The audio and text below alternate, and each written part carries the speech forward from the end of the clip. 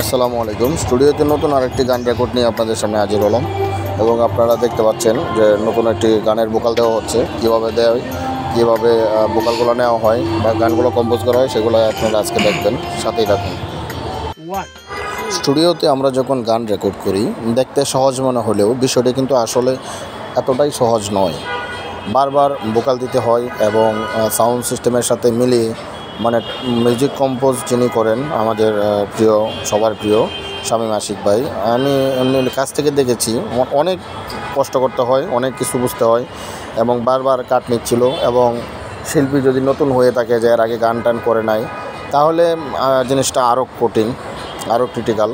এরপরেও দিনের পর দিন কষ্ট করে যাচ্ছে ভালো কিছু করার জন্য। এবং একটা জিনিস সত্যি, মিউজিক কম্পোজার যারা আছেন, হয়তোবা আপনারা মনে করেন যে কোনো রকম একবার একটা মিউজিক করে ছেড়ে দিলেই হয়। বিষয়টা আসলে এরকম না। মনের মতো না হলে কখনোই গানগুলো রিলিজ হয় না। প্রত্যেকটা গানের জন্য অনেক কষ্ট করতে হয়, অনেক পরিশ্রম করতে হয়, তারপরে আমরা একটা ভালো আউটপুট পাই এবং সেটাই বাস্তব প্রমাণ। কাছ থেকে আমরা যারা দেখি, আমাদের কাছে জিনিসটা খুবই কষ্ট লাগে যে আমরা বুঝতে পারি যে আসলে কী পরিমাণ কষ্ট করতে হয় একটা গানের জন্য। তো সেটাই আর কি। যাই হোক, পাশে থাকুন, দেখতে থাকুন। আমরা এইভাবেই গানগুলো রেকর্ড করি এবং আমাদের এই সোহাগ ভাই, উনি চমৎকারভাবে ভোকাল দিচ্ছেন, ওনার কণ্ঠ ভালো।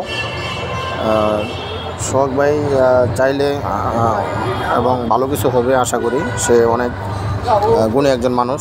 আর আমাদের আরেকজন আছে সোহাগ ভাই, ওনাকে হয়তো বা সবাই চিনেন এবং চিনারই কথা। উনি হচ্ছে আমাদের সোহাগ ওজিউল্লাহ ভাই। অনেক গুণী মানুষ, ভালো লেখেন।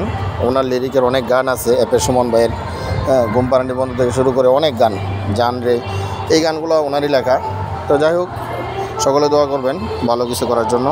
উনি এগিয়ে যাক, ভালো কিছু হোক, আমরা সকলেই চাই। ভালো থাকবেন, সুস্থ থাকবেন। আল্লাহ হাফেজ।